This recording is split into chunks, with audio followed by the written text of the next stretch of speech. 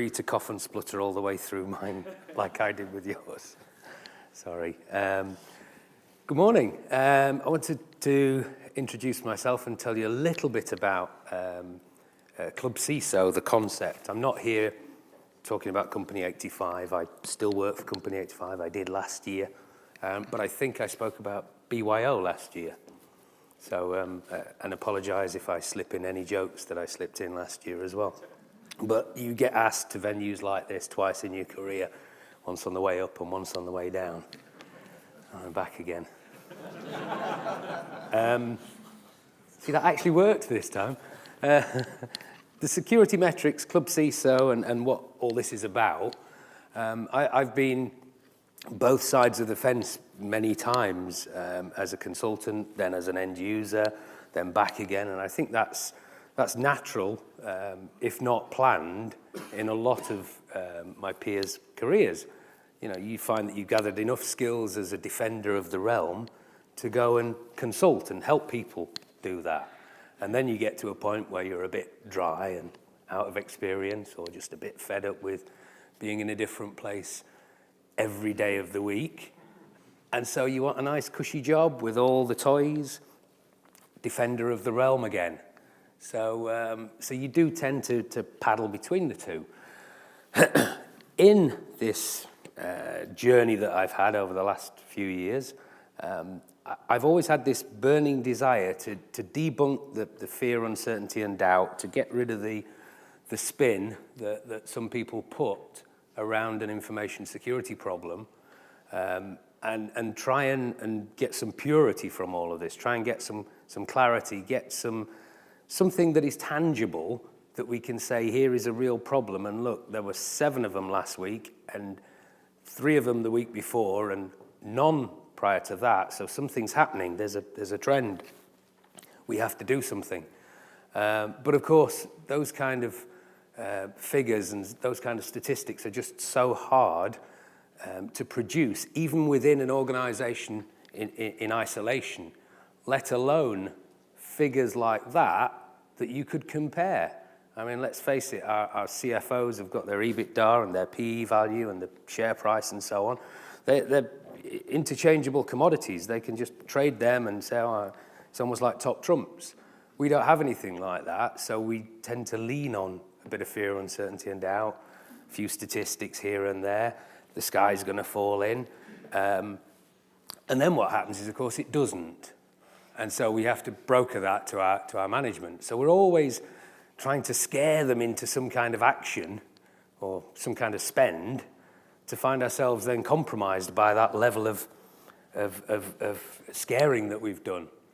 So what would be nice, what would be great, would be to have an environment where our COO came to us as a head of security and said, how many bumblebees per month did we have?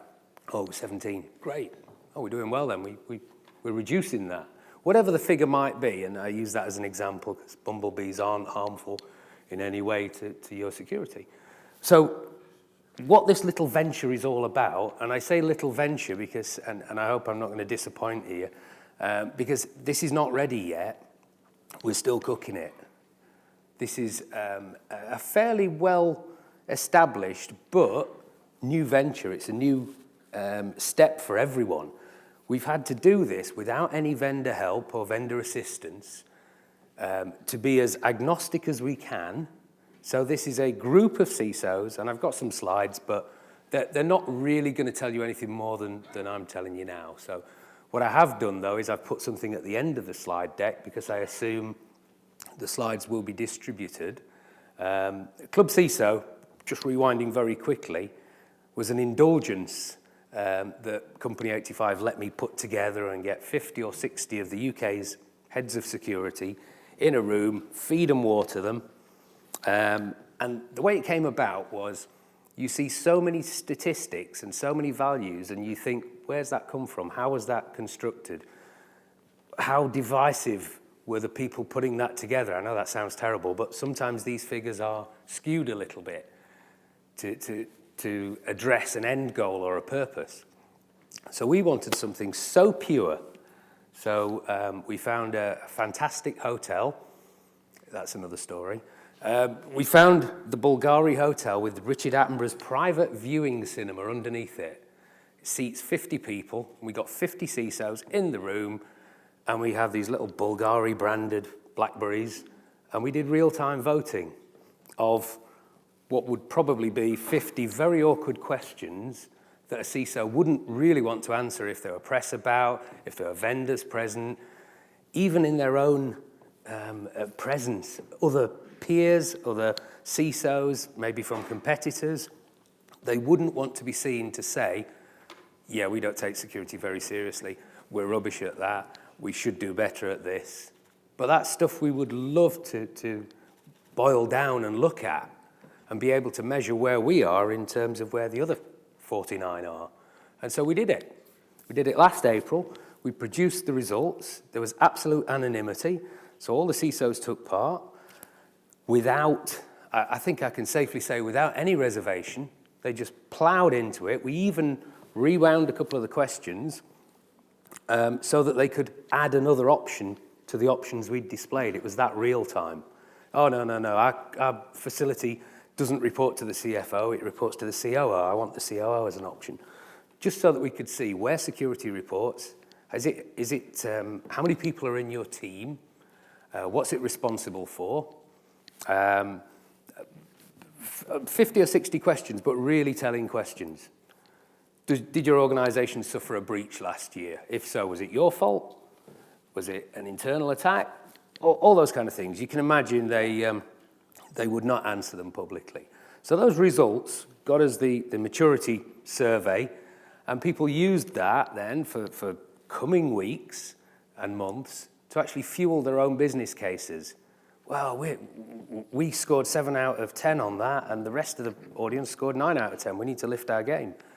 We need to do more. And they used that to demonstrate internally to their management that they were behind the curve. So it had real value. It was an idea of the CISO communities. We want this. So we're doing that again in a month's time. But at the end of that, we asked the CISOs, and remember there were only 50 there at the time. There's a community now of, excuse me, of 250. And so some of them participate online. And they said, what we really need is that. We need some way to independently measure certain characteristics of how security is doing in our organization. But we don't want to create all these and then try and force feed them to the rest of the world, as we've had to do for many years. We want the rest of the world to be coming knocking on our door. CFOs, non-execs, risk and audit committees. We want them to be versed in these metrics so that they know what to come and ask for. So that they know if, for example, a non-exec is on a board of a number of organizations, he can drop that out at the board meeting. Well, we're only scoring 6 out of 10 on this particular value. Industry average is 9, and a couple of other organizations I work with are way into the double figures. So what are you doing wrong to produce this figure? So as you can imagine, there's going to be a lot of... Could I just grab some water, please? I've got man flu. There's going to be a lot of interest around exactly how these metrics are built, how they are measured. And so we've got working parties in place, all made up of heads of, thank you so much, made up of heads of security, established figures, and it's a collective that are putting together these figures, putting together these controls based on industry standards, so we're not reinventing the wheel. And all they will do is, we will have this document ready, and I'll show you the slides shortly, but I'll give you a early sight of it. We'll be ready by summer to publish the draft. The draft will say, here are the things that we can measure in information security, regardless of the technology, regardless of what vendors you have. Some of them will be quite technical measurements, number of incidents per month, number of new virus infections per month, for example, to be very detailed. Higher level, of course. It may be a metric that shows the number of fraudulent or fake websites that have been put up in your company's name during that last period. So external factors. So with all this in mind, what we've got to do is demonstrate a core set of metrics, which is what the first of the working parties has put together. They're security metrics that will fit almost any organization.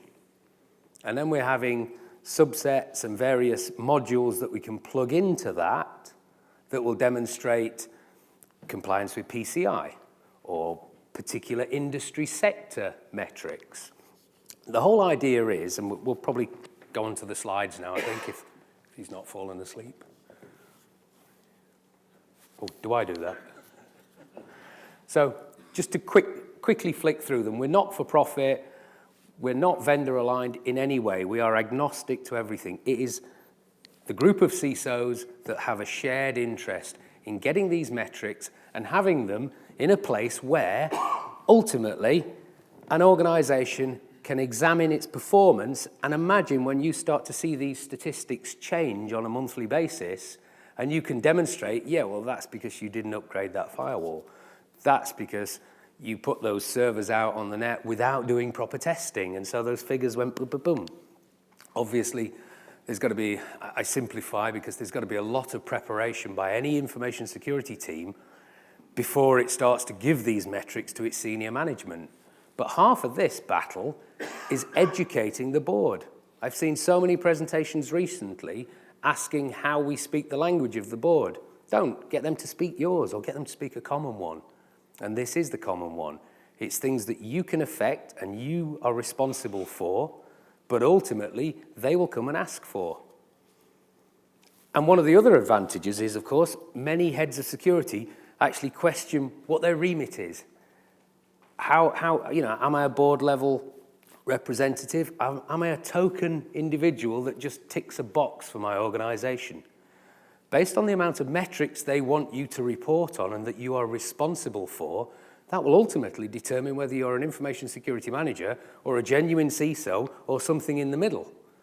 And so these metrics potentially will be the responsibility of other people in your organization, like the chief risk officer and so on. Basically, we want, in 3 years' time, we want the world to run using these metrics behind them. They're going to be commodities that you see and hear of on a daily basis. They're going to be the kind of figures that you associate with a business's financial performance or its effectiveness. That's where we want to get them. Just flick through the slides quite quickly if we can, just in case there's anything there that I missed. So the next one. So, yep, we can go through these quite quickly. These are the kind of things that we've had to do, convincing people that there's a problem, convincing people they've got to spend money. Now we shouldn't have to do that. If we can get these right, and we get these adopted by industry bodies and collectives who are not security, non-execs, we've got a list of organizations that we're going to lobby with this concept and with our draft metrics. And by summer this year, when we have that draft published, I think people will start to sit up, take notice. The UK government have already looked at this and said, wow, because who else could do this? It couldn't be a vendor, it couldn't be one of the big four. Who else is going to do this and have the horsepower and the processing power and the intellect than the top 250 CISOs in the UK to produce such a thing? I think that's me done. So please, I'm around all day. Please come and talk to me about it if you're interested, if you've got some input to it. It's a working party. We want as many people to help as possible. Thank you. Send us your money. No, we don't want money.